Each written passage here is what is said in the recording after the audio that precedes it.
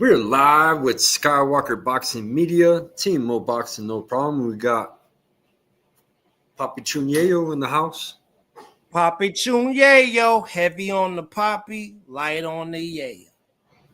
What's up, brother? Salute, man. I like the hat, man. Digging the hat. You look like a giant elf, man. Hey, it's Papi Chun style. You feel me?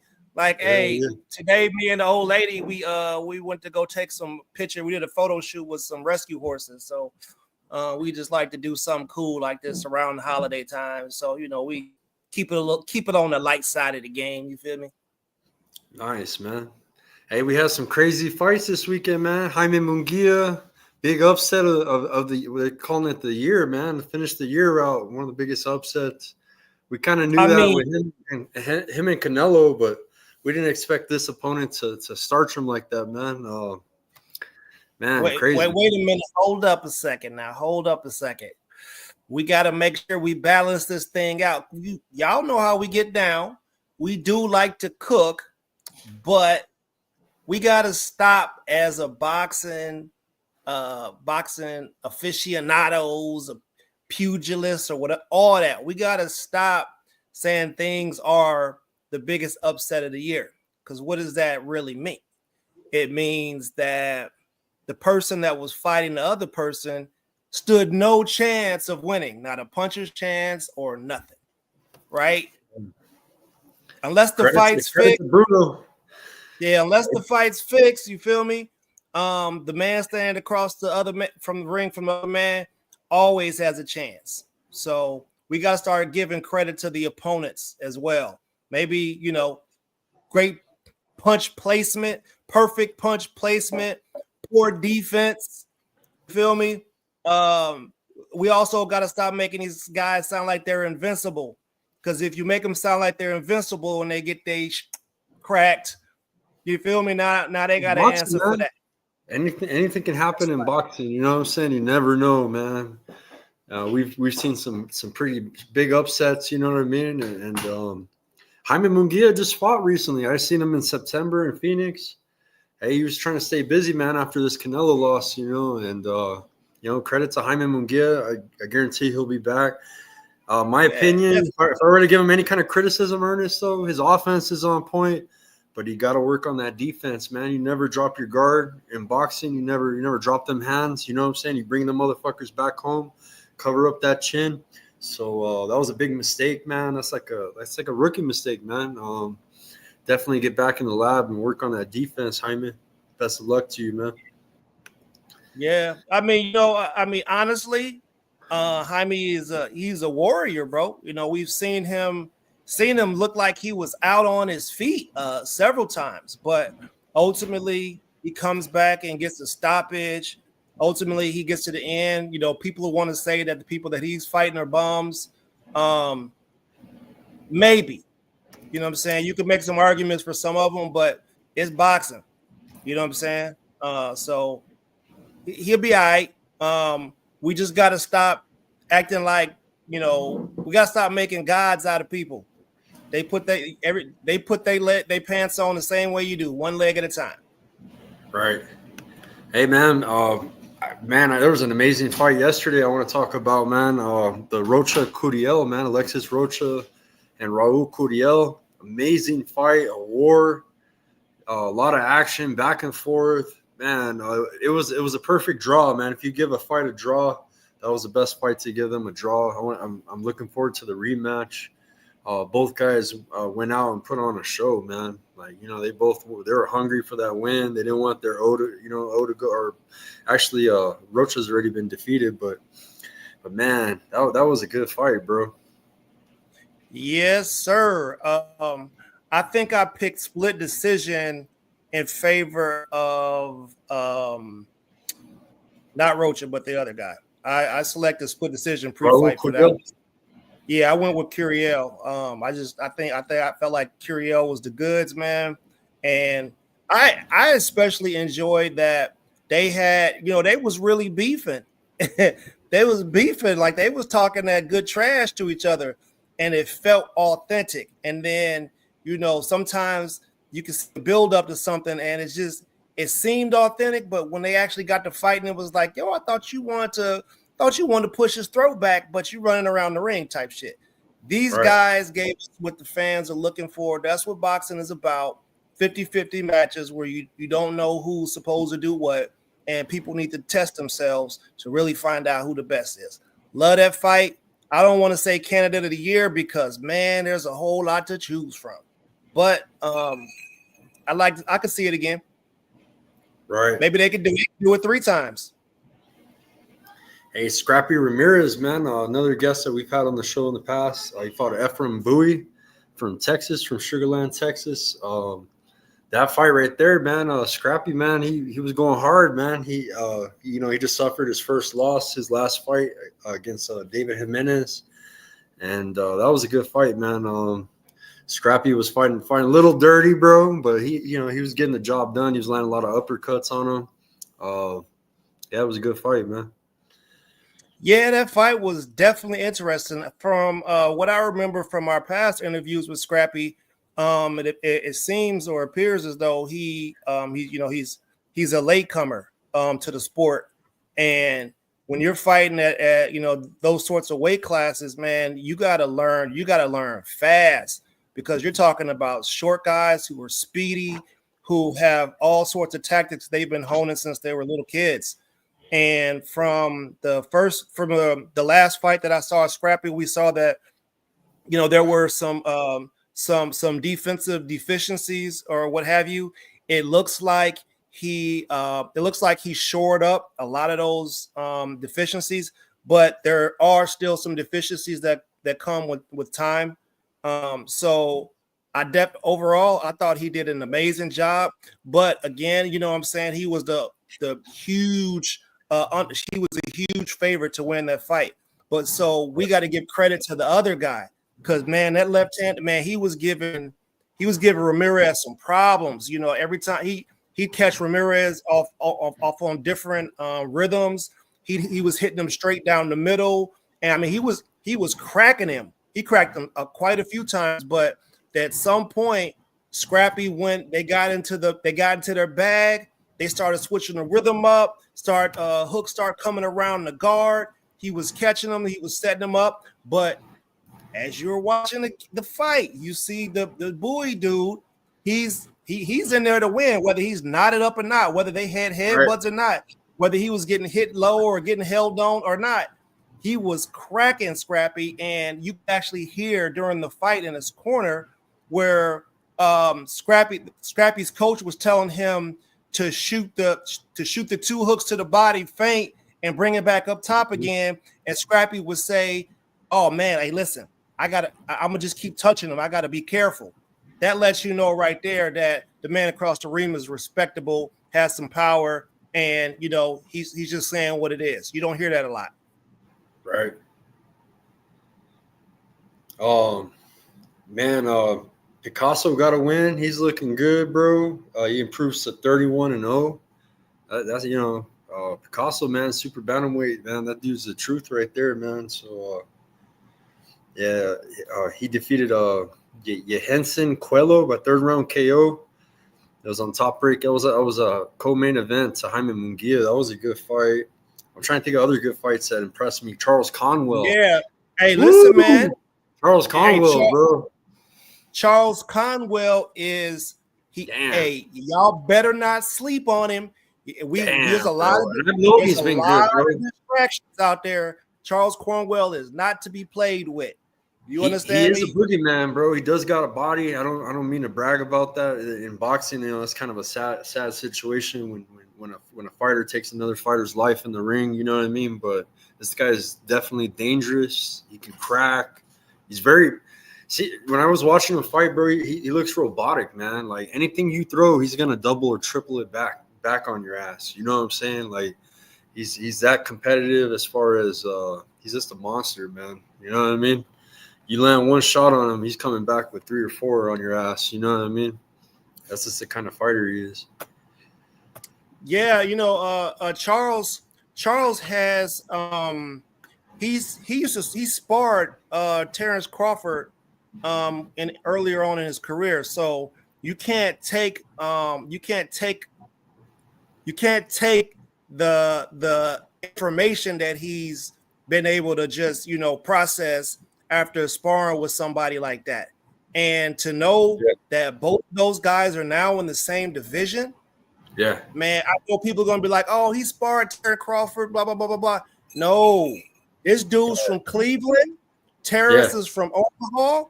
It ain't no buddy, ain't none of that. When you in the gym, he's already 20. He's 21-0, bro. 21-0, and yeah, man, this dude's a killer, man. Literally speaking, too. Ready to crack, boy. So Chris Mannix put up his top 10 for the weight division, and he got my man down at 9th. You see what I'm saying? So you saying, okay, here's this nobody down at 9th, and you mess around and put Conwell in there with one of them champions. The casuals are gonna be like, oh, he's about to get easy work. And next thing you know, the guy you thought was going to be win got slapped. It can happen. It's going to tell you Ahmed Aliyev had a comeback fight. It's another fighter that lost his belts to Monster Inoue when he had moved up to super bantamweight. He had a third round knockout yesterday. So we seen the comeback of MJ Ahmed Aliyev. You know what I'm saying? Yep. Yeah, I'm trying to do all the big fights, man. Total domination. Maxie Hughes won a fight. I believe he beat Cambosos in that fight, bro, but they robbed him, remember? Yep. Yeah. He definitely won that fight. That was a gift. I'm going to bring in Austin Lewis right now. Is that cool, bro? Text me right now. Let's do it. Okay. I just wanted to start it up, talk a little bit about the weekend. Let people come in. We're going to have Austin the Animal Lewis. He has a BKFC fight coming up. This guy fights in every single sport, man. Muay Thai, MMA, you name it, man. This guy fights. Salute to Raheem. He was supposed to fight in a boxing card, man, and his opponent pulled out. He actually fought Ephraim Bowie. That was his debut fight. Can you believe that shit? They gave him Bowie as a debut fight back in the day. So, this guy he's undefeated in the BKFC. He's got a hell of a MMA record, and he only got like 1 or 2 losses, like out of like 13, 14 fights, I believe. And then with boxing, like I said, he debuted against Bowie, and we just seen him against Scrappy last night, and that's high level, super flyweights right there. You know what I mean? But this guy right here, he's got a hell of a story. I'm gonna bring him in. Let me see.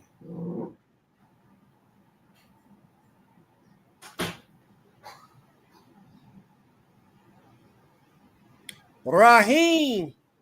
What it do, Coach? Hardest working man in boxing.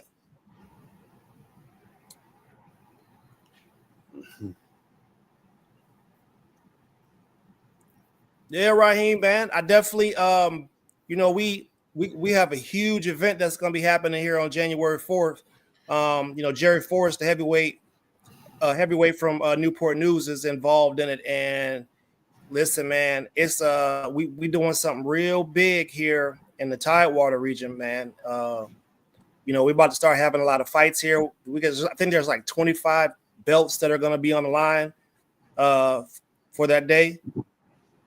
Yeah, man. So I want to link you up with my man so that maybe we can get some type of partnership going on, with the equipment and stuff. You know what I'm talking about? Hey, talk off there. Yeah. Yeah, we definitely need to do that. Yeah. My bad. I didn't. Is he ready? Yeah, he's coming in, bro. Okay. Not too many people in here tonight, Raheem. Man, we got Tim. Tim was off tonight. Josh is working the Nationals in Richmond, 86 boxing. Shout out to Josh. He's doing some refereeing. So he'll be out there handling the Nationals. Tim Witherspoon, he's just coming out the gym. He's probably busy with work. So, yeah. But yeah, we're going to have Austin Animal Lewis come in. Fights this Saturday in Hollywood, Florida. And it's going to be bloody and brutal, man. Yep. Hey, we know one thing. That's that bare Yeah, knuckle. you walk in with a clean bill of health, but you leave needing some stitches usually. Right? Yes, sir. And people be getting split up. I seen the old boy that he used to be a defensive lineman for the Cowboys.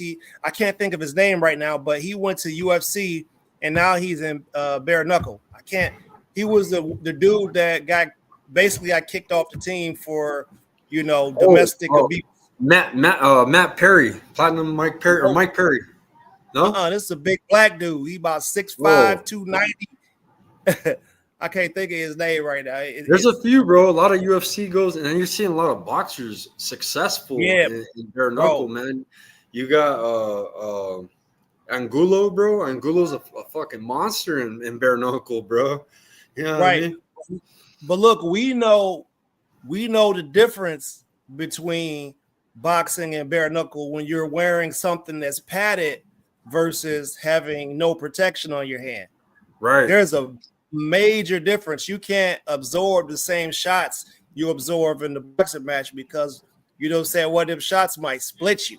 It is gonna cut you, bro. It's gonna hurt more. It's gonna hurt more because you're feeling the bone. Yeah. You know what I'm saying? That's like a projectile. Like you be getting hit in the face with like a lock on a belt. You know what I'm saying? It's gonna hurt, bro. And you got the big juggernaut head. That's a real fight, man. But that if you want to forehead down and you break your knuckles. But a true boxing aficionado should have some kind of respect and love for it because you know why? That is the roots of boxing, bro. That's how boxing was formed, bro. It was bare knuckle back in the day, man. So they didn't have gloves. Yep. They wrapped a couple little shits on their little deer skin. Yo, there's some videos on YouTube with these Africans. They have they have one hand. Talking about the NFL, bro. He wasn't UFC. Yeah, he was NFL. And me and Coach Trading seen him on. Huh, Coach? We seen Greg Hardy. Bro, he got up in there with this dude who looked like he came straight out of I don't know where, bro. And my man was bald headed. He had a billion tattoos on. Slept him. Slept him nasty, bro. Left hook. Yeah. He had a reaching for God, bro. He was like, yeah, bro. He could. hey, listen, man. If you was a fighter and you had to fight him, what type of trash would you talk to him? Shit, man. I wouldn't want to talk shit. I wouldn't, bro. Oh man, you can't have that mindset if you fighting. You got to be like, hey, yeah. Hey, but their mentality is different in bare knuckle, bro. That's another question I'm going to ask Austin when he comes on. And Yate Shakis. Shout out to Cy Jim, the Navajo Nation, man, out there. But yeah, man, bare knuckle, you got to have that mentality. Their mentality when they go to press conferences, they talk mad shit. You notice that, bro? It's a little more brutal, man. It's like, I don't know. What is it? Is there a mental edge to that shit? Or are they all dickheads? Or what's up with that? You don't really see that in boxing. I mean, you see it in boxing a little bit, but not at the level that bare knuckle does or MMA. You know what I'm saying? They get in each other's emotions. You know what I mean? It's a different psychology. Again, each shot you get hit with I'm talking about life changing, split you open. In a boxing match, you want to go in calm and nothing, no worries. But I guess relax. In that, you got to have that rage in you, or what, bro, or what? I guess to build your rage. That's a good question, man. I want to ask Austin that. Yeah, I bet you it's probably different for. I got Austin's face off, and he kind of did that at a boxing match, bro. He did it with his opponent. He scared his opponent. His opponent, I guess, didn't show up for whatever reason. But he flexed on him at the fucking weigh-in, bro. Like he straight up did a bare knuckle face off with this dude, bro. And then the next day he didn't show up for the fight.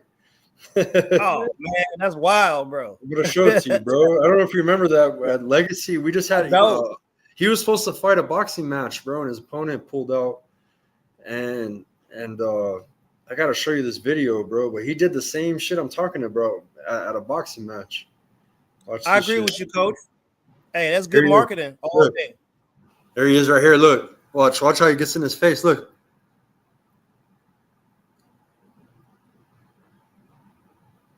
You know what I mean?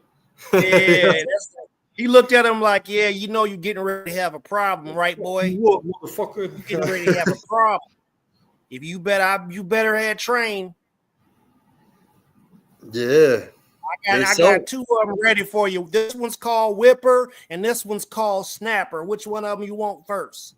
Hey, it's true about them selling the fights because we see shit on Instagram. We see the girls in the bikinis and they're smacking each other and they're like, "You fucking whore," you know. And the guys are like, "Man, I want to see that," you know what I mean? And that's how they end up purchasing it. Or you see the guys, man, they're like, one dude's to smack the guy, like bitch smacked him. Of course, you want to see if he gets his get back in the ring. You know what I mean? So it is good marketing strategy. But man, yeah, I know some people that are wasting that opportunity right now. I'm pretty sure Caleb Plant slapped the taste out of Jamal Charlo's mouth. Like, how did you waste that opportunity? You gotta. Everybody wants to see you get your get back. I'm paying for that, bro. Like, what?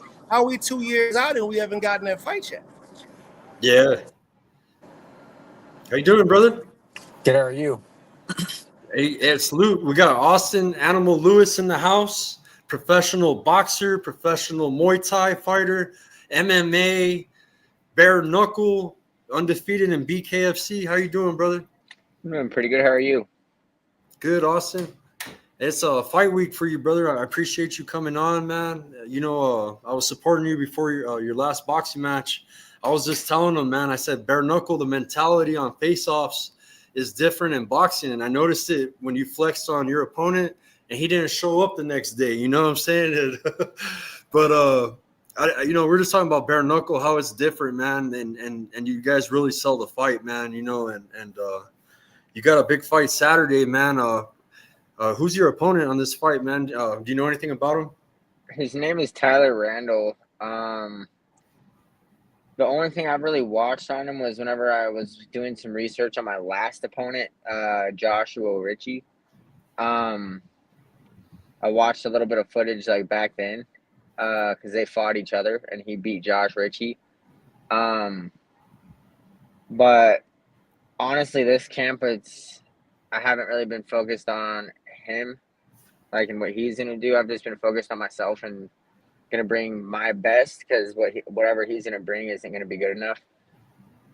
Right. Yeah, and I know you've been training, bro. I know you're already fit when you got that call, man, because I was just telling Ernest that you had a boxing match and the opponent pulled out, and I was hyping up the fight. I was looking forward to seeing you fight, man. And it's kind of cool that BKFC came at you with an offer right after that fight pulled out. So you're getting blessings in disguise, brother. So it's amazing, bro. So I know you're gonna do good because I know you're ready, bro. I already know the work you put in. This guy is a blue collar worker, man. He busts his ass every day. He has no excuses. He drives from the mountains. You know what I'm saying? And he's out here, man. He's training in all the gyms, getting that work with all the fighters, man, all across the town. You got a good team behind you too, bro, and they're all killers, man. Probably some of the best boxers in the city right now are out of Grizzly Boxing Gym, and you got the help of your family as well. I was telling Ernest that you come from a fight family. Your sister's a fighter as well, and they've been helping you out with this camp too, man. So that's pretty cool. Heck yeah, my sister actually has a fight coming up in January too, so it's kind of cool that me and her got back together for a training camp. Because I haven't been training with them in, I guess, my last 2 camps. Yeah. So it's kind of cool that being able to have her back in my corner. Because for the last 10 years since I first started fighting, me and her have been helping each other out, get ready for our fight camps for years. So it's crazy. It's kind of cool. Yeah. So yeah, man, they call me Papi Chun Yayo. Heavy on the Papi, light on the Yayo. I'm a character over here, man. Listen, man, we love boxing. We love interviewing up and coming fighters. We definitely, we want to introduce you to, our audience and make sure we get your name out there. You know, in this age, it's social media dependent, and for you to be able to get your face out there and let people kind of get to know you, they feel like they're growing with you. You know what I mean? Heck So, so prior to you coming on, Skywalker said a little something about you, and I just kind of sort of pretended that I was you saying what I would say to the dude to get him to run off. You want to tell our audience what it was you did or said to make my man tuck his tail and get to running? I didn't even say anything. When I face off with people, I sit there and I try to look you dead in your eyes, and I try to look into your soul and let you know that I'm coming to fight. And he's been calling me out for over a year in Bareknuckle, and I just thought it was funny that after a face-off, he didn't show up and he just made some bullshit excuse. So it's his loss, honestly, because I feel like I have a big name for him to fight, and I feel like that fight itself was a lose-lose situation for me, even if I won. Just because the dude didn't have a very good winning record, but he's been just running his mouth and calling me out. So when people call you out, you kind of got to shut them up. And it's crazy how the Bareknuckle fight just fell through or came through because, and even the opponent that I have now, because it wasn't even supposed to be that opponent. I was already in the talks before that boxing fight with Bareknuckle and having a rematch against a dude that I got knocked out by in a no contest because it happened after the bell in my my Bareknuckle debut.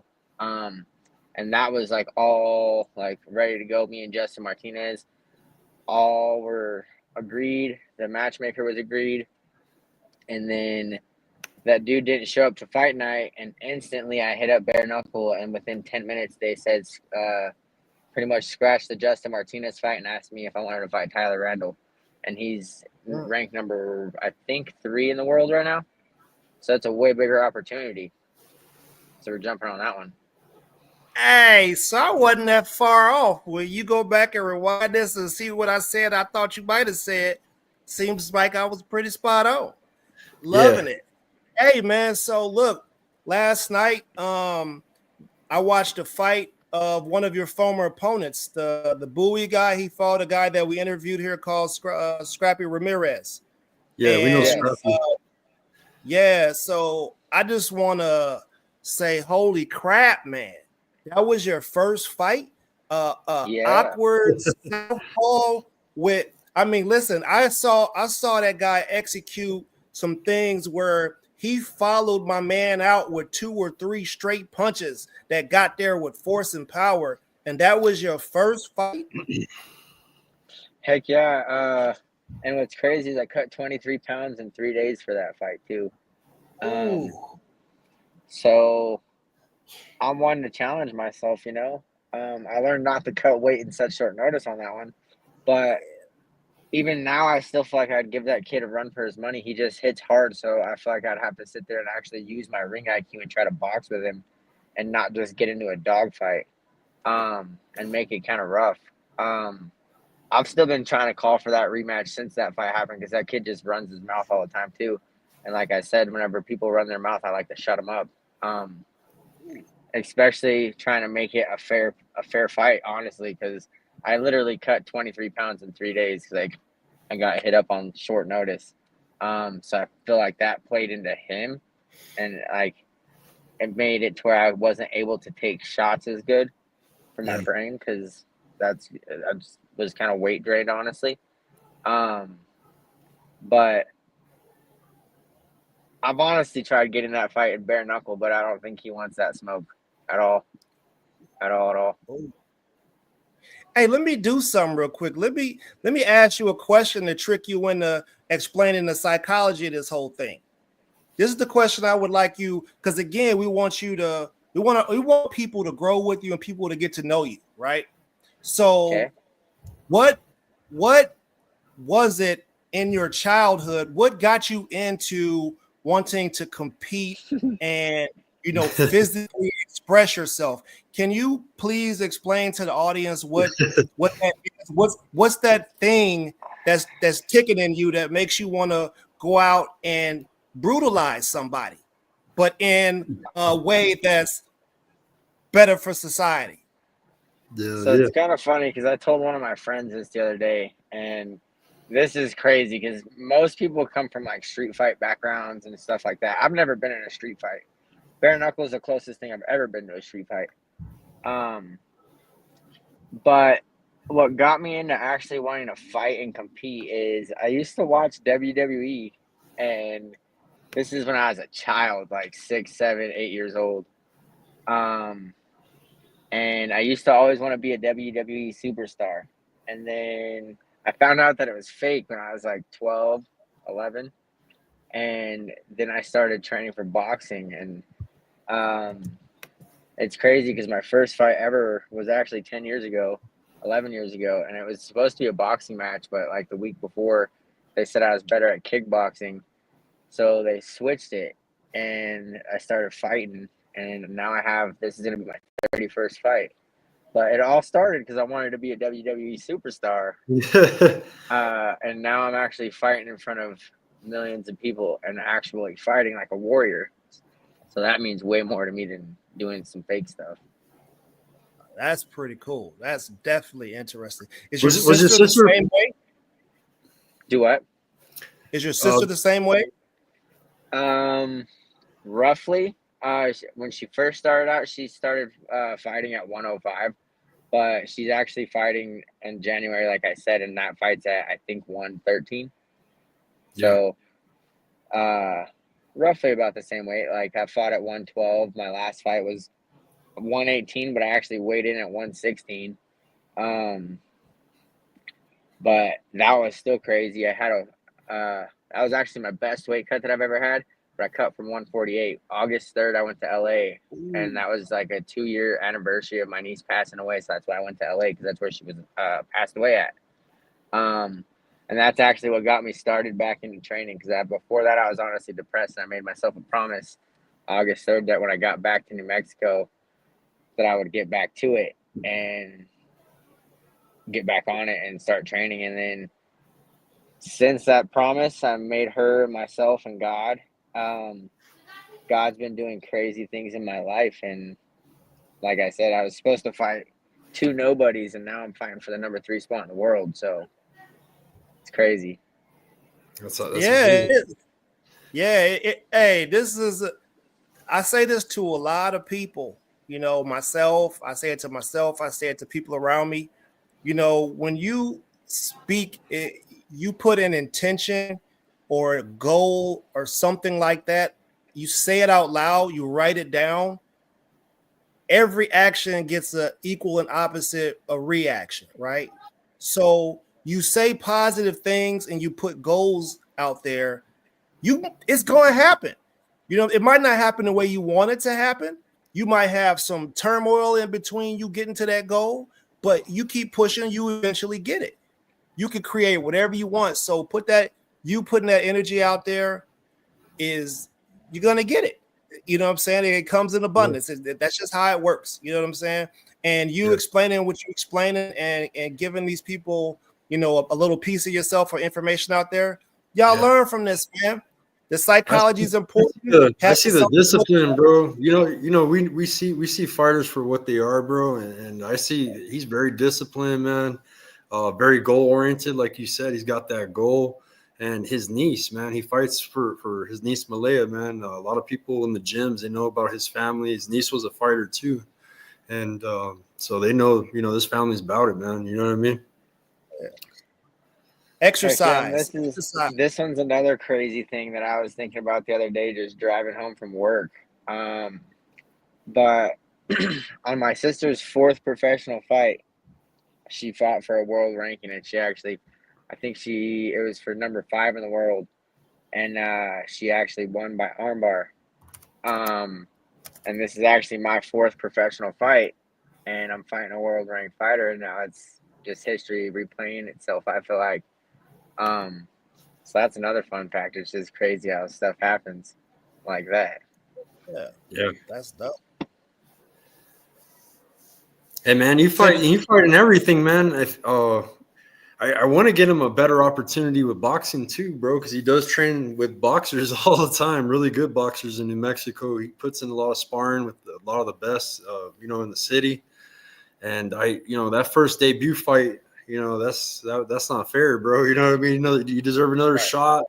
Just to taste what boxing is. He's successful, and right now he's undefeated in bare knuckle. You know what I'm saying? But definitely, man, I'm gonna keep passing your name around, man, so you can at least get a fair match. You know what I'm saying?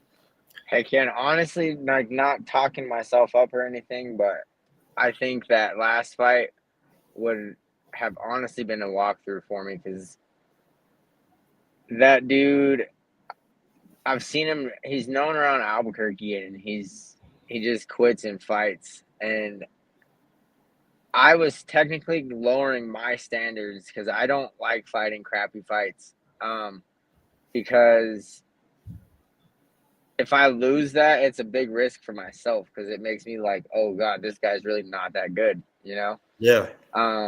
So that's why I'd rather take my chances and gamble on myself and take the risky hard fights. And a lot of people are afraid to do that. They'll take like the easy fights like I was about to just take, and just try to build themselves up to where they have this undefeated record to like 11, 12 and 0. But me personally, I'd rather have the tough fights. And even if you lose those tough fights, you can at least say you fought the best in the world instead of just saying, oh, I just fought some average Joe. Right. So I like testing myself. Facts, bro. That's good, man. Hell yeah. That's what we'd love to hear right there. We definitely love to hear that. So what kind of Well, how does the training differ from boxing, man? I know you're training for a boxing match, but what kind of different training are you doing for bare knuckle? What gets you ready for bare knuckle? I feel like just sparring, not even necessarily sparring, because I still spar the same. I'll do some like MMA rounds with the guys because I'm cool of not just the boxing gyms in Albuquerque, but I have friends with the MMA scene too. So we'll get some rounds in with some bubble gloves in just to kind of condition my face, I guess. But I'll do rounds with like MMA gloves on the bags and just stuff like that to kind of condition my hands. But I kind of do like the same stuff. I kind of mix in a little bit of my MMA training because I am an MMA fighter, a Thai fighter. So I enjoy the clinch work, but my goal, honestly, for this fight is to take this dude to school. Because I have a longer reach than him, and I believe, honestly, in bare knuckle, I have a higher ring IQ than most people in my weight division. So my goal is to go out there and show it. Like I kind of showed it a little bit in my last fight. That I don't just got to go in there and get in a dogfight and brawl. I can move my head, use my footwork, and work from the outside. This time, I'm going to try to end the fight and not make it a 5-round fight because 5-round bare knuckle fights kind of suck. But it is what it is. I'm ready for a 5-round war. But my goal is to take him to school. And if it comes down to a dogfight in the later rounds, I'm going to make this motherfucker earn it. And like I said, my ring IQ, I feel, is one of the best in the division. So I'm going to go out there and showcase that. Hey, so we've had some conversations with some fighters, and maybe recommended them to take some wrestling classes, some dancing classes, things that help them with certain parts of their game, like arm positioning and things like that, and being able to maneuver people and put them in the area you want to put them in, right? So could you maybe kind of extract how Muay Thai, which is an extremely tough discipline, how what you've learned in Muay Thai translates over into the bare knuckle? You get what I'm saying? Like what parts of the discipline can you take from there that would give you an advantage against a bare knuckle guy? Honestly, I wouldn't even necessarily just say the Muay Thai aspect. I'd say the mixed martial arts aspect because like the jiu-jitsu, the wrestling kind of teaches you like hand controls. like bicep controls, because when you're on the inside, you don't necessarily have to throw punches. You can take bicep control and punch them from the inside and then create openings, and it makes it to where they can't hit you in return. Or like from like a wrestling aspect, you could they call it like an overhook. You can get like overhooks and then grab the other arm and then start hitting the body shots, because it takes their freaking defense for their body away. You could use your head and you can get like hip control or waist control, because you can actually grip the hips from the all the way around the back, as long as you're just using one hand, and keeping the free hand that you have staying busy. Hey, hold up a second. You cooking a little bit too much right now. Whoo, they not ready for that. That was too much. Woo, No, yeah, hey, listen. so a lot of stuff that you don't see in bare knuckle is stuff that I've been training, like hand fighting, because you don't see a lot, because you can do it, but you don't see a lot of people grabbing people's hands and punching over the top, because it's a bare knuckle fight. You don't got to sit there and load up a shot. Like, you can end a fight with a cut. So I can literally hit you from this close, just like a tiny little shot, and cut you wide open. And people don't try that because they think you just got to knock them out right away or load up on their shots. So, like, I'm sneaky on the inside, but like I said, I got an IQ for the outside. And man, listen, you just told everybody they in trouble. I see why they don't show up to the fight, man. Hey, you gonna have to take a little bit off of it, because we gotta get you in the ring. You have to take, hey, maybe don't tell them you're gonna punch their elbow up and hit them in the liver with the same arm. Maybe don't tell them that next time before the fight starts. That's the difference too, is man, is clinching and bare knuckle. You're able to clinch, man, and shit. With that experience that you have, that's some leverage right there. Heck yeah, and like I even feel like some people that do MMA fights that have done bare knuckle, they don't even try to work on the clinch or like inside controls. They literally just throw these rabbit punches, and they're honestly bullshit punches. Yeah. And I kind of got caught into that in my first fight because like I was like emotional, I guess, and I just wanted to fight. So like this time, if I decide to fight inside the clinch, because I know I can keep myself distant, and just school him, because my goal is to not get cut open, because I got cut open in both my fights and I don't want to get cut.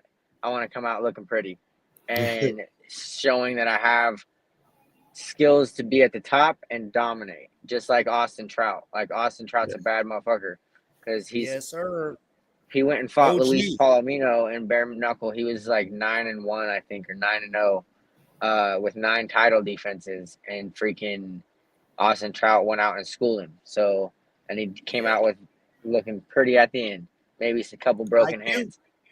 So the IQ makes a big difference, especially in bare knuckle, because I feel like most bare knuckle fighters come just to fight. Is there a difference? Oh, sorry. Go ahead, Star. Well, no, Roberto Villa's in the house, man. He's a supporter of bare knuckle in Albuquerque. He covers all. I meet him. He does media like me. Fight Book MMA. Yeah, he's saying what's up. Salute. So let me ask you this, bro. Is there a different psychology that you would have for bare knuckle that you would have to switch over into the boxing aspect? Like, you just mentioned how you got angry and you wanted to fight, like, because in the boxing it's like you're supposed to be relaxed, right? Is it or is it the same? Can you explain that? Maybe break that down a little bit. Well, it's not even that I got angry with the fighter himself, because I'm pretty decent at keeping my emotions out of it that way. Yeah. But on my very first bare knuckle fight, the thing was so I lost my niece a year prior to that, and my niece was my best friend. So leading into that fight, I didn't really necessarily care if I lived, died, or whatever. Like, I just wanted to go in that fight to fight. And there was interviews of me saying that I wanted to get in a bloodbath of a fight and this and that. And the power of manifestation is freaking real, because I manifested everything in it. I was beating the dude up, schooling him, inside the clinch, staying long, beating him up. I did get caught because I didn't move my head at the very beginning of the fight, and it cut me open. That was like the only thing that happened from him besides the shot that knocked me out after the bell. But I tripped on the turnbuckle as the bell was freaking ringing, so I kind of learned to keep my defenses up a little bit and just stay aware no matter what. And honestly, if you trip, just stay down and take the 8 count, because I'd rather take an 8 count that's a bullshit 8 count and get back up and still school you than a highway robbery and then let the dude get a freaking confidence booster and think that he was doing something when he was getting his ass beat the whole time. So going into that fight, like I said, I didn't care if I lived or died. And like I didn't care if I even won that fight. So like my mentality was crazy because of losing my niece. And then now 2.5 years after her passing, I'm actually at peace. I'm not so like I wouldn't say so depressed. 'Cause I'm not depressed over it at all no more because I feel her with me every day. But that mentality going into fights is reckless. And now, like I said, I'm going in at peace. Like my soul is at peace. So I'm just ready to go put on a show and showcase that I am one of the best in the world. And I still have the not care if I live or die inside that ring because I'm going to be the best. And there's times whenever you have to risk it all. But I actually care, and I'm not going there just to like get in a dogfight and die, if that makes any sense at all. It does. Yeah. Yeah, it does. You know, me and Skywalker and I, we're both military vets. We know we fought before. We competed. Skywalker in boxing. I've done some MMA, so we know that you got to go to a dark place sometimes to win. That's hard to explain to people who don't compete at stuff. They don't understand it. And honestly, one thing that I will say is mental health is a real thing. Some people, if they're kind of like myself, they don't think they have to reach out to anybody. But I have a select few dudes in my life now that have helped me get to where I'm at mentally, and I'm beyond thankful for it because usually I just tune out to the world. And when my niece first died, like my outlet was to just go spar every like 3 times a week. Wasn't even training, I was sparring. So that's just brain damage in itself and stupidity. So and that was my outlet instead of going and doing drugs or drinking or whatever. It was to go spar and I guess take brain damage. Either way, it was not good. Dude, you did it for us, bro. Listen, man, we talk about, I bring it up every show. We talk about sports psychology and, you know, the processes that people take to get to a center place where they're level prior to fights. We talk about performance anxiety. We talk about these things, and I didn't have to ask the question because you gave us that information prior to, and that's a good thing. Also, I've had PTSD. We've been to war. I advocate for those things. I see psychiatrists, and more men need to do that because it's a great release to be able to explain to somebody how you feel, and they're listening for understanding versus just snapping off at you. It's okay. Talk to somebody. I still might smack the shit out you, but I'm a feel a different way, you know, after I make sure you're okay. But you might get the smack still. Most definitely. And honestly, I've kind of calmed down a lot because when my niece first passed away, like I was kind of one that would go right off the rocker. If you looked at me wrong, I'd want to just smack the shit out you, you know. But now it's like it takes a lot in order for me just to snap. I'm not just gonna go fight you for no reason. Like I'm gonna waste my time. Because I got a lot of big things going on in my life, not just inside of fighting. Like I genuinely I don't fight for like everybody else to try to get all famous and rich and whatever else. Like I fight because I have a love and passion for fighting and a test for myself, and I want to show myself that I'm the best in the world. Like screw what everybody else's opinion is. Listen for a sec. You fade to black. Damn, Are you bro. back? Oh, there we go. We got him There back. you go. There you go. Your battery died? You good?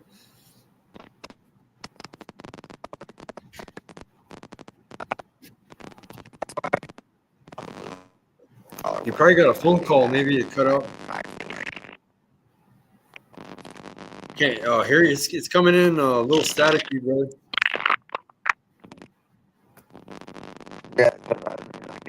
Okay. I think I heard you. Let me see. It's coming back. Can you hear me now? Yeah. Yeah. You're good now. That's weird. It's those drones, bro. It's the drones. Hey, They said Iran disconnected my phone, sent out a so I'm doing some mothership more of them. shit.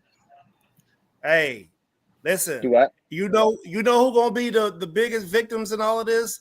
If it is aliens and shit like that, black people. Y'all out here talking about baby oil and shit. Y'all motherfuckers better take your kids to the gun range and teach them how to shoot and build a bunker, motherfuckers. Fuck what Diddy and them is doing. You slide your ass to the range, motherfucker. Hey, I don't even know if there is some crazy shit going on. We don't even know. The world's crazy. We like, damn, Jaime Munguia got Jaime, Jaime got slapped. You know what I'm saying? Everybody talk about Jaime, and we having a drone invasion. You feel me? That'd be crazy. That'd be wild, for sure. See, you see how I just mentioned the Jaime Munguia thing? You answered that question too. You got to stay switched on. You can never underestimate the opponent across you because it only takes one. You know what I'm saying? So what we need to do is start giving the guy who schlepped Jaime some credit. No, I don't want to see Canelo versus that guy. No, I don't want to see that. But we still need to give Son some credit because he schlepped my man with the last jaw. See, and no disrespect to like all the boxers and stuff, but I don't feel like they always test themselves either, because it's like even Canelo, like I feel like he's ducking David Benavidez and has been for a while because that's a hard fight, right? Yeah. And he to me he still takes hard fights because any fight's a tough fight, but he's taking these fights so it makes it seem like David Benavidez isn't that good. And honestly, I think that David Benavidez would give Canelo a run for his money, if not beat him. If there's people from the MMA community it's hot fire. It's hot. No, yeah. But well, I am an MMA fighter, but I'm way more passionate about boxing. Like I have a way more deeper love for boxing. I like the physicality of MMA and how I can grab a hold of you and knee you in your face and wrestle you and stuff and hold you down and make you seem like you're a little sissy. But hey, no games played here, boy. No, yeah, for sure. But honestly, I enjoy boxing because to me, boxing's harder after competing in everything. The reason why I say it's harder is because you can get punched in the face in MMA and get rocked, and I can shoot a takedown on you. Or even in bare knuckle, I can get rocked and I can grab on you and I can start wrestling you technically standing up. And buy myself some time for my brain to recover. In boxing, I get like 2 seconds or 3 seconds of hugging time and they break you up, and then it's like I'm going back to my brain just going crazy, and you have to work through that if you do get rocked or dropped. So that's why I genuinely feel like boxing is a harder sport. Some fighters might disagree with me, but I don't think it's the scarier sport, but I definitely think it's the harder sport on your like mentality going into a boxing match. Just saying. That's interesting. I've never heard that perspective before. I'm sure that's going to be a. If you think about it, it's true, bro. If you in boxing, bro, you don't really have no break, bro. That's the sport, is your boxing. But in any other, he could shoot a takedown in MMA. You can find different ways out of it. Bare knuckle, you can clinch. That's a good logic right there, man. MMA, I can shoot a takedown. Me personally, I always thought that MMA, mixed martial arts, was far more dangerous and more Yeah, superior because you have to use because more a tools. motherfucker can hit you with a roundhouse kick Right. and you will have a dent in your forehead. Like I seen the dude get a dent put in his forehead from a knee. You get what I'm saying? So that's a lot. I think it's that impact. physically, I feel like MMA and Muay Thai are a harder sport. Even bare knuckle is a harder sport. But like mentally in the fight, like I feel like the boxing match is harder because, like I said, if you get rocked, you gotta figure out what you did wrong so you don't get caught again with that punch. Because in MMA, like I said, if I get hit with a good shot, I'm shooting a takedown. I'm taking you to the ground, and then at that point, I'm probably not gonna get hit again because I'm just gonna control you and buy myself time for my brain to heal.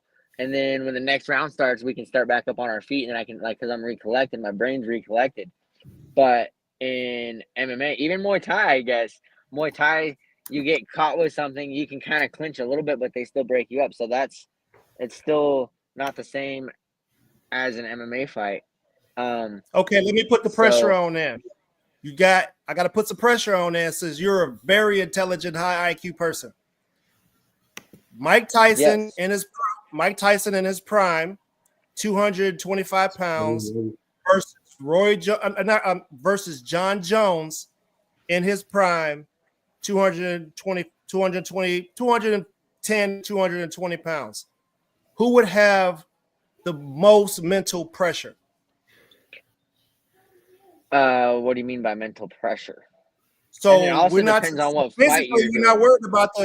We're not worried about the knees and the kicks and the power, just the mental side of it. I feel like John Jones would have the more mental pressure because he's going up against the greatest boxer of all time. But I guess he's the greatest MMA fighter of all time. But Mike Tyson's got known for knocking people out with his hands, and John Jones kind of knocks people out with his hands, but he's more known for knocking people out with creativity and his striking capabilities. So that's a good question because I feel like it might be an even kind of because they would both have pressure realistically, but it would honestly depend on what kind of fight they're going to be doing on who would have the more pressure. Because if it was an MMA fight, I feel like it's a boxing match. So then at that point, I feel like John Jones would have the more pressure because he doesn't have he'd have to be creative with just his hands. And in a boxing match, it's harder to be more creative with your hands without opening your chin up. And a prime Mike Tyson would possibly sleep him because prime Mike Tyson probably sleeps about anybody. He did and did. Okay, So, it was like, listen, we asked some interesting questions on here. We just, that's a good one to think about. We got two guys out. One guy's doing a Josh from 86 Boxing. He's doing reffing at the Nationals. We have Leroy Clark up there. We got a few other fighters out there, man, that are from Albuquerque that are competing up there. But he's doing the refereeing for that event. And my co-host is out tonight too, Tim Witherspoon Jr. I was hoping you could meet him. His dad was a legend, 2-time heavyweight champ. He's a former boxer. He fought Tevin Farmer. He fought at welterweight back in the day. That's crazy. That's cool. So Leroy Clark is pretty good for the amateurs too. Yeah. Would you consider yourself? Do you do film study? Usually yes, but on this fight I haven't, honestly. Because like I said, usually whenever I do film study, I'm more worried about what he's gonna do to me and how I'm gonna have to react to it.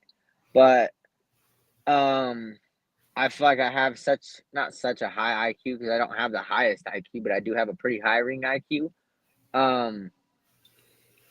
I feel like my reactions in the spur of the moment should help me, especially with the sparring that I've been doing, with the different looks that I've been having and stuff like that. So I don't feel like I need to watch film on this fight just because, like I said, I'm going in there to do me and show that I'm the best in the world and not really worry about what he's doing. I know he's been trolling me too because he's been freaking watching all my stuff on social media because I pay attention.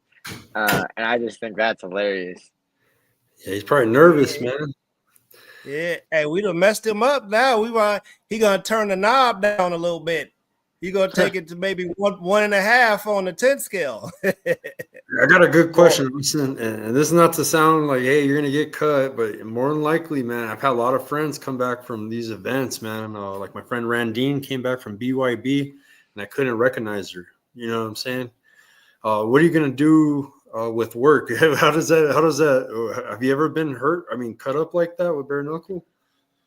Both my fights, my last 2 bare knuckle fights, I got cut open in both those, and I've never He asked usually I get cut open in sparring and stuff like that. I've never Yeah. been cut open in a fight until bare knuckle. That's why I said my goal this time is to not get cut. But it's kind of bound to happen because it's bare knuckle. But I'm trying to move my head. Hey, remember? It's not. Hey, Uh, I'm not getting cut anymore. Yeah. Yeah. I'm doing the cutting. But yeah, man, for me to be working, doing, going out doing windows with the face all, I don't know. I mean, I could do it. I guess if you had to do it, right? Right. Yeah, man. Dang. I mean, Skywalker, my man sounds like he sounds like a mercenary, bro. He is, bro. He's the truth, man. He's a Albuquerque mercenary. You got it. Do we have a nickname? Like what's can you hear us? It's an animal, bro. Animal? Austin Animal Lewis? Yeah. All right. That's why he's an animal, bro. Oh, yeah. A mercenary. This guy. He says you should switch your name to the mercenary. Yeah. He's supposed to be on special forces doing, shipping out a whole bunch of whoop ass. Hey, he trains hard, bro. He's in the gym late at night, bro. Austin don't play, man. I've seen him in the gym at night. You know what I mean? Yeah, we're gonna need some of them we're gonna need somebody to go ham on these aliens. The motherfuckers probably got some good dexterity and all that. We're gonna need somebody to put the whooping on. I'm too old for all that. I can talk a good game, but I ain't, you feel me? Yeah. I can't get at the young bucks, but yeah, he's dedicated, bro. I give him that, man. That's why he is the animal, but mercenary sounds good too. hey, sorry, my fucking phone's being retarded. It's all good, brother. That's all right. What did your nickname originate? What was what? What did your nickname originate? How'd you come up with it? Somebody give it to you, or how'd you come up with it? That is freaking hilarious too. That's a funny story too, because I'm just a funny guy. Let's go. So my pastor, actually, Pastor Mike. So because I have crazy hair usually, so right now I'm rocking a mullet. Oh, yeah, he's got the mullet, bro. You see the picture? Got the holler. Right now I'm rocking a mullet, and it comes down to right here. It's pretty long. But how I got that fight name is before I had my hair was this long on top. It came down to my chin right here, and my hair is super curly, so it just was going everywhere. Especially when I train, it just went everywhere. And if you know the Muppets character, the animal has wild, crazy hair. So Pastor Mike started calling me the animal, and it just kind of stuck. And honestly, in fights, I'm an animal too, so it just worked out cherry. Yeah, man. We just we were watching a fight, and this dude came out. He had a mullet, but it had like he been to a black barber shop. Yeah. When I saw the fade on that mullet, and we found out my man he lived in the swamp, and and he used to eat gator soup and potatoes. I was like, oh, y'all in trouble. My man, he got that mullet, but it got a fade on it. And he was saucing this dude up, man, he was hitting him with everything. And it was cold, man. So we always talk about, listen, hats off to my people with the mullets, man. Y'all have earned our respect. Don't send nobody else out to hollers to beat up on my black dudes, bro. Yeah. Y'all fight more times so we can what the fuck y'all doing. Honestly, what started it's crazy how the mullet thing started making a trend back. Like now everybody don't have a mullet, but it's crazy because I've had it since my first bare knuckle fight. I started it is whenever I first started it, and it took me a minute to start it, and it was kind of like when everybody else started. But before that, what originated me wanting to start my mullet is Riff Raff, or his rap name now is Jody High Roller because he calls it the $1 Million Mullet. And I was like, always like, I want to grow that out. I want to grow that out. And now I got it. And honestly, it's awesome. So I'm probably going to have a mullet forever. Except for in boxing. In boxing, man, you better put some cornrows or something in there. Because somebody hit you with that stiff jab and that shit shoot back like Sonic the Hedgehog. It make the punch look like it was more effective. I hurt my back and I've been standing up the whole stream. If I sit down, I can't get up. Yeah, that sucks. It's like you're gonna be sitting down standing up the whole stream. So some people's been telling me to braid my hair whenever I fight, and I'll wait till it gets longer because honestly, I'm trying to get it down to where my mullet reaches my belly button. It's gonna be so sick. It's gonna be crazy. Let's go.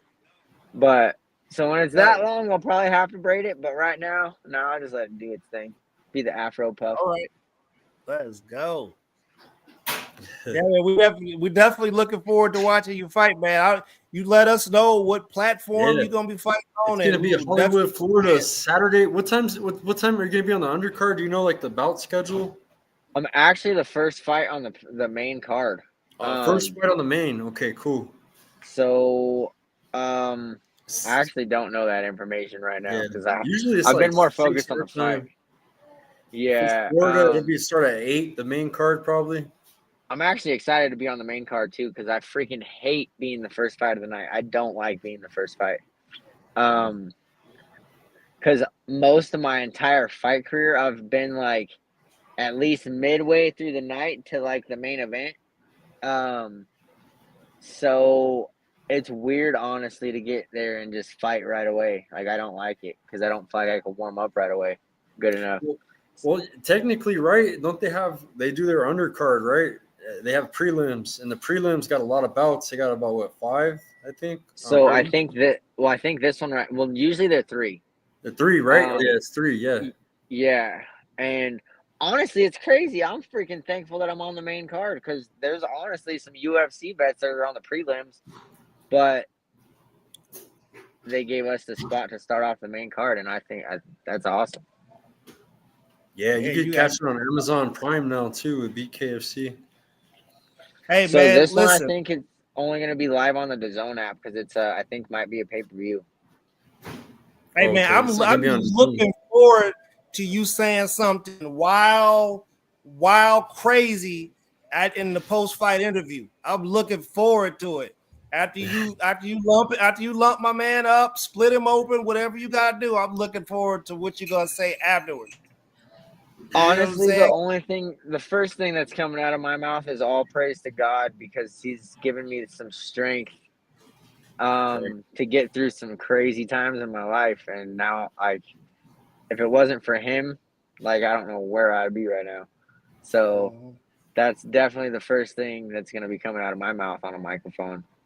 Let me spruce it up for you. Let me give you the Adrian Broner version. Yeah, man. I want to give honor and thanks to God and all that. You know what I'm saying? God gave me this here whipper and this snapper, and I put both of them on him. Yes, sir. See, I'm not like everybody else in this bare knuckle game because everybody likes to talk shit. It's for the fans. And yeah, but I'm a nice guy. I get selling the fight and putting on a show, but I let my fist do the talking when I'm inside the ring. Like, I'll still shake your hand. I don't gotta sit here and talk crap to you to fight you. So that's my thing is I'm a very respectful, humble guy. But if somebody does mouth off to me, I'm very quick to talk crap back. Because we don't tolerate that. But I don't like that per se because it's not me. But if somebody tries to bring it on, I don't walk away from it. Right. Hey, listen, man, I know you're not familiar with boxing and stuff, but you might want to go check out some history. There was a dude like named Mayorga, and I believe he was fighting Sugar Shane Mosley. Sugar Shane Mosley's wife walks over. My man got a cigarette hanging off his lip. You remember that? Sugar Shane cigarette, Mosley girlfriend cigarette smoke in his face. On her ass. He slapped my man's girlfriend on her ass and then had to face off with my man. Yeah. That was some hard shit. You run into some motherfuckers like that in boxing. I bet you in BKFC, there's a lot like that that are like Mayorga. You know what I'm saying? They're gonna be trying to play that mental shit with you. See, I'm the type of person that if that shit happens in front of me, the fight's off because the fight's happening right there. Like that's what I'm talking about. Like it's on spot at that point. It's not. We're not waiting to the ring because that's like super disrespectful, and I'm big on respect. Yeah. So, and something that you don't do, like you can talk all the shit about me you want. I don't care. I'll laugh it off. I work in construction. You should hear some of the shit we talk to each other. Like, so something a dude on a microphone is gonna say to me is not gonna hurt me, but don't bring my family into it, and don't bring anybody I care about into it, because at that point, like, we're fighting right now. Yep. Yeah. Looks like you're getting ready to have a whole lot of fights, sir. Because I'm telling you, there's some shit talking motherfuckers out here. They ain't got nothing else better to do but stay on the internet to figure out how to talk shit. And that's what gets a lot of casual fans over to watching the fights. And it works. I mean, do you see what Jake Paul's doing? Yes, but see, I'm good at talking shit too. Like, I'm really good at talking shit because when I talk shit, I find facts and I'll spit facts at you and I'll talk shit with facts, and people don't like that because then they're like, oh, just like my last Bareknuckle opponent. He always runs his mouth, and on Instagram and freaking Facebook, if you follow me, I'm pretty sure you've seen some of the freaking stuff that he said. So I always end up cooking him and roasting him. And the last thing I said, because he shuts up instantly, like he'll start mouthing off, and then I'll get on there running my mouth. Because, like I said, I don't just let people talk shit. I don't start it, but I'll finish it. Yep. And I tell him if he's gonna come to the cookout, he better be ready to grill because he's getting cooked. And he shuts his mouth every time. Hey, y'all, that's that Sigma man shit. I'm trying to tell you. When we cut deep. Hell yeah, because like I said, I'm very respectful, but once you disrespect me, all the respect goes out the window. And when I talk shit, I'm talking shit to cut you and hurt you, not just say shit just to say shit. Hey, y'all, all y'all people out there, if y'all know some people that have the same type of mentality as my guy down here, and they in art class, tell them they at the wrong spot. Tell them to go to the gym. You know what I'm saying? Go find a strange looking person and hug them. Do us a favor. Heck yeah. Honestly, I feel like everybody should be training for martial arts or boxing or something, because for one, it teaches you self-discipline. And it shows that you can protect yourself if anything goes wrong. Like, I don't walk around on the streets like trying to start shit with anybody, but I walk around confidently knowing that if shit goes down, I got my own self. I don't need backup. Like, and I am a small dude, but I don't need backup. And hey, you know, like Skywalker little girl put hands right. Skywalker, your little girl put. Yeah, y'all better leave Skywalker little girl alone because she got the hands, cuz. Oh yeah, that's sick. Yeah, that's how Malaya used to be. Malaya used to freaking have hands. She used to be jujitsu. Like, she used to make little boys cry in jujitsu competitions. It was sick. Yeah. Hey, I take my wife to fights. She's like, Dad, that motherfucker little as hell. Like, yeah, them the ones you got to worry about. But the little people, man, they be ready to And then pop our off. gym out here in Albuquerque got a bunch of young killers, man. These kids are passionate about the sport, heavy, man. You want to talk about?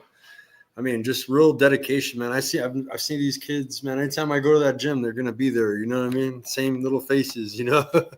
Little Heck killers. yeah. Honestly, all the kids at Duke City Underdogs are freaking. They're doing something good over there. They're helping out the community. Yeah, There's a lot of good talent here in Albuquerque, New Mexico, from the wow. amateurs to the pros, all around the city from all the different gyms.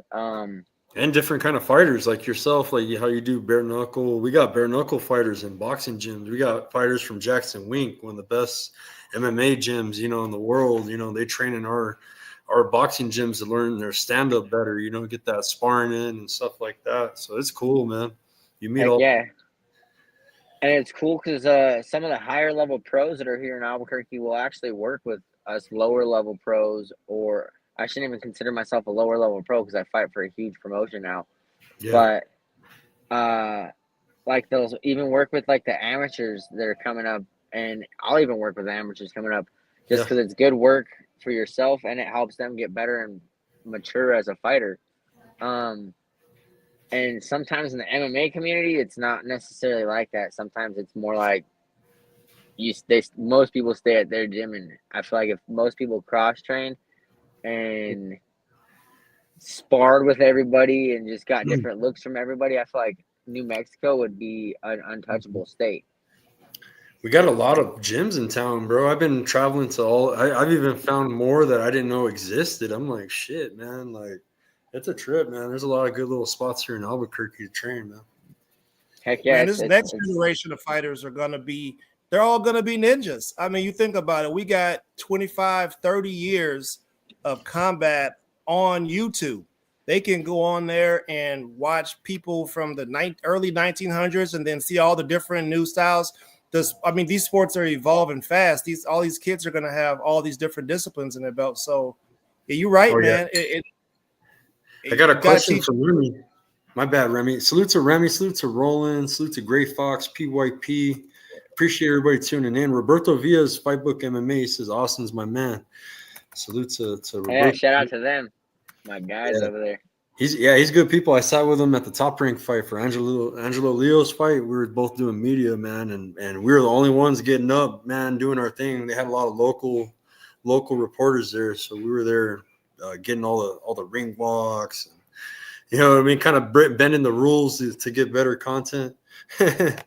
Well, sometimes you got to do that in order to get the better stuff. Yeah, they told us we couldn't film, so then we started asking, like, what do you mean we can't film? Like, what's our point of being here if we can't film anything, you know? So they told us what we could film and shit like that. So we kind of, like, you know, pressed our limits with them a little bit. That's cool.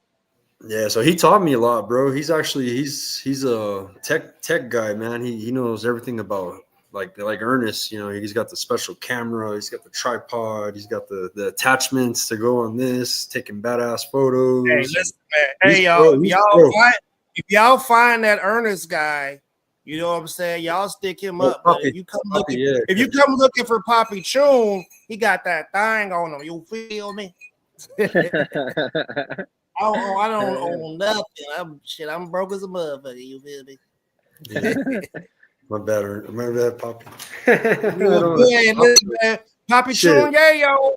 Hey, if you want Poppy Chun Yayo on the shelf, we accepting all checks from all the Pumas out there. You feel me? If you want a Poppy Chun Yayo on the shelf, just cut the check. Hell yeah.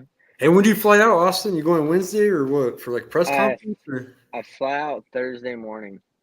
Okay, Thursday morning. The press conference is Thursday evening or what? I don't even know. I get there at like 7 o'clock at night because we have a layover in Denver. Oh, so it's probably just more likely you'll be at the weigh-in then, pretty much. Yeah, but that's cool too. How are you? Yeah, they don't do press conference like the day before the weigh-in. They don't do that with BKFC.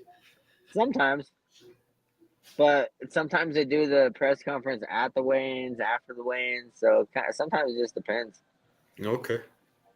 What is your mental state at the weigh-ins? Are you a person that has difficult weight cuts? Are you angry the week of when you're doing interviews? Like, what's your? I'm typically a very happy guy until I get to the venue. And then that switch flips in my head, and it's already partially kind of flipped fight week. I'm not like a super irritable person because like I do cut weight, but it's like you know how to control your emotions throughout the years of doing it. You learn how to control yourself, and you don't got to make what you're doing because it's your choice, not everybody else's, to do what you're trying to do. So you don't gotta like take it out on them when it's your choice. But overall, I have the mentality just like I'm locked in, ready to go to war, and like especially whenever I'm weighing in, looking at somebody. Obviously, it showed my last one because I'm looking into your soul, or I'm trying to look into your soul, and I try to like. I don't really talk shit with my mouth because like I said, I'm very humble. But when I look you in the eyes, I show you that I'm here to fight. And then honestly, like my last fight, I kind of did what I kind of learned something from Mike Tyson, and I didn't take my eyes off my opponent when I got inside that ring. I locked eyes, and I tried keeping eye contact the entire time, and he kept breaking his armor. And it's like, all right, so I know you're not really here to fight. Are you really here to get into a fist fight? Or you're just here just because you're trying to get the clout. And most people are just they're just because they want to get the fame and stuff like that. And I don't fight for money. I don't fight for the fame. I fight because this is my outlet. This is my drug on life. And it's helped me get through one of the toughest parts in my life. So Hey, different. Look, y'all. Let Papa Chunye give y'all some proverbs. All right. Yo. Shout out to Team Donaire in the house. Keep That's your father. Keep your phalanges to yourself online, because if you see somebody, you might be saying something crazy to them. They might look like my man down here. You might not know that they got the skills of all the mercenaries, and they might put the hands of God on you. So you just never know what somebody is capable of out there in the streets. So let's try to be nice, y'all, because you don't want to find yourself up on the ground and somebody making you sing nursery rhymes before they turn the choke off. Well, honestly, like I said, when it comes to street stuff and street confrontation, I don't go picking fights, and I'm quick to walk away from fights if people are trying to start crap with me. Just because I'm a prize fighter, you got to pay me in order to fight. But with that being said, if you mess with my brothers or my sisters or anybody that I like genuinely care and love about that are my family, like I'll be the first one ready to throw hands. Just like at my last Bareknuckle fight, it's crazy because I was on my way to a press conference and I heard my brother's voice from across the venue yelling because two dudes were trying to freaking touch this chick that was coming out of a bathroom, and they were trying to touch her sexually, and my brother stepped in and was trying to stop it, and they were trying to fight him. And me, being who I am, I don't care, and I will throw the first punch. I'll show up and just start swinging. I don't care because that's my family. And I'll ask questions later, but I was cut open from my fight, ready to throw hands because you don't mess with my family. And my brother, if you met my brother, he doesn't need backup. My brother's 6'6", freaking 300 pounds. He looks like he ate me for breakfast. So he doesn't need backup, but this little guy right here is there anytime. And my brother races race cars, and usually like if people try to fuck with my brother, now they know not to because they know that he's got a little pit bull by him. Because I don't, like I said, I don't deal with disrespect, and respect goes a long way in my vocabulary. Let's go. Hey, I know you're from the East Mountains. Did you ever train with Cowboy Cerrone out there? I've gone to his ranch a couple times and like did some jiu-jitsu up there a little bit, and like I haven't really sparred over there, but it was more on like grappling days. Like this was like 3 years ago. 4 years ago. At the bad motherfucker ranch, guys. The BMF. Man. That's what you talk about somebody who's mentally. Hey, he let me finish, Ernest. Cowboy Cerrone's into the same kind of like hobbies as you, Austin. I know that you race cars and stuff. I know like Cowboy Cerrone's all about like ATVs, dirt bikes, fucking, you know what I mean? He loves racing shit too. Hell yeah, living life. That's the thing. You can't just. When it comes to life, and I learned this watching my niece pass away, like, you can't sit there and just scrape by. Like, you never know when it's going to be your last day on earth. So live every day like it's your last and shoot for the stars. So if there's something you want to go do, go try it. What's the worst that's going to happen? You're going to fail. I've always wanted to race. My brother's done it for 15 years, so that's what kind of got me back into it. But now it's like, if you want to go do something, go do it. And Donald Cerrone has kind of lives that lifestyle. Like, if you want to go do something, go do it. Yeah. Like, don't let nobody hold you back. Don't let nobody tell you can't do it. Yeah. And he's a legend, and that's the Kind of remind sad. me. That's You kinda kind of good. remind me of the same style. I mean, he's from the same area. That's why I was asking, bro. I didn't know if you guys were connected, bro. No, he used to he trained. He used to train at JW, and then now he trains at his own spot. But I've gone to his ranch a couple times. I'm definitely down to go up there some more. Yeah, we got a city's barbershop saying Villapando got scared. Where's this Oh, that ranch dude got. at? It's up in Edgewood, New Mexico. So it's like 35, 40 minutes east of Albuquerque. No. It's basically on the outskirts, man. Like you got to go up a mountain, man, and you're there, man. It's up in the East Mountains. You know the mountains that you always see in my videos. That's the area where he's at, man. It's higher elevation up there, so it's better training. So Yeah. you're about 6,800 feet up in Edgewood high. So About to make me pretty good. grab my asthma, my inhaler right now, bro. It's dangerous driving that road, bro, into Albuquerque, man. Fuck, it's a narrow road with semis, and it gets icy. You know what I mean? They have a lot of accidents and shit on it. You got to have a 4-wheel drive truck living out there. Hell yeah. And honestly, my favorite truck that I've ever had living out there was my Cummins. And then it was crazy. August 14th, somebody freaking double T-boned me. It was gnarly and freaking totaled my truck. But that one was my favorite truck to drive in the snow. It was a tank. I've driven that thing in like 15 inches of snow. Nothing. Yeah. Wow, boy. They had a, I mean, Chunyeyo. Man, I I can't don't call know. you Poppy. I can't call you Poppy. I call you Papi Chun. Chunyeyo is like, you don't say Poppy, you say Papi Chunyeyo is different, bro. It's like Papi it's Chunyeyo.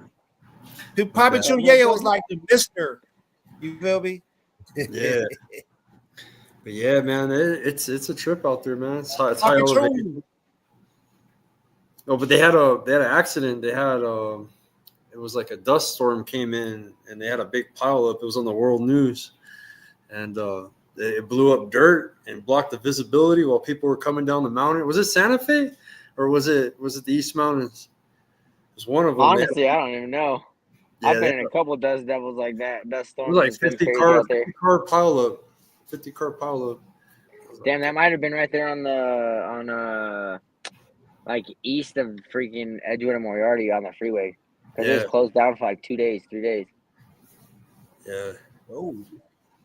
Yeah, man. Hey, listen, people, you don't know how to drive on the ice until you do it. You don't know how to drive in the snow until you do it.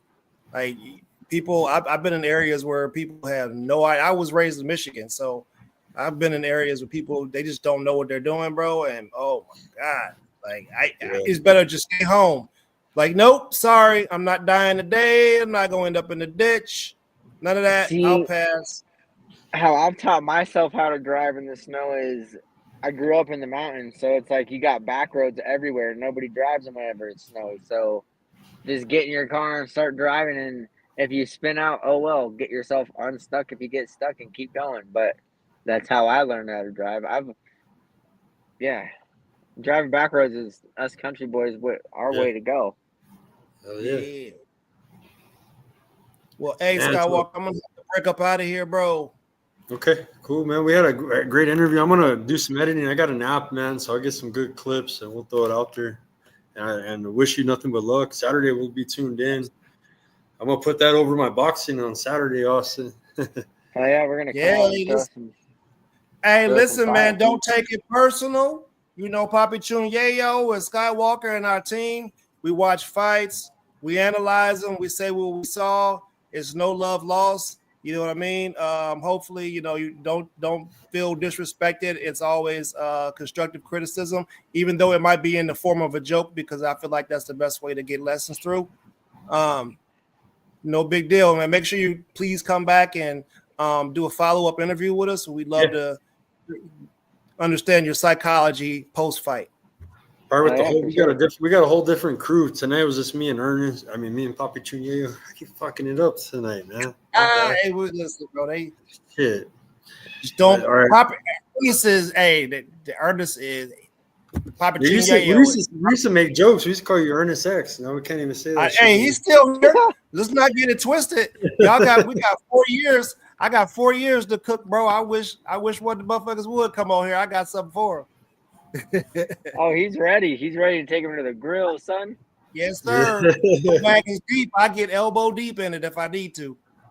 Hell I'm yeah. always around. I'm always around the gym, so I'll probably see you too at the gyms. And can you tell everybody where to follow you at and all your links and stuff?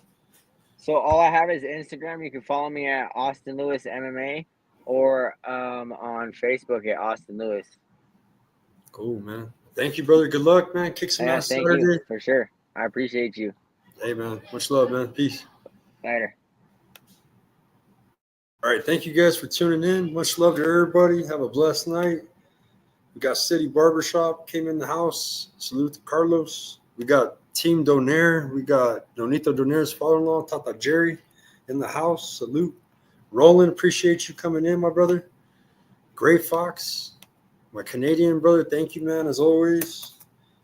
Shit, I want to shout out everybody. Usually I don't shout out everybody when I'm doing an interview, but I try to type in the chat. PYP, salute. Much love, brother. H-Town in the house. Roberto Villa on Facebook. That's Fight Book MMA, guys. Dion Clubs, Clubber D in the house. My battle buddy, Remy. Salute, battle. Marvin, salute. Hey, man, thank you guys for coming in. Hit that like button on the way out. And people suck at driving in Albuquerque. Facts, Robert. You guys have a blessed night. Peace.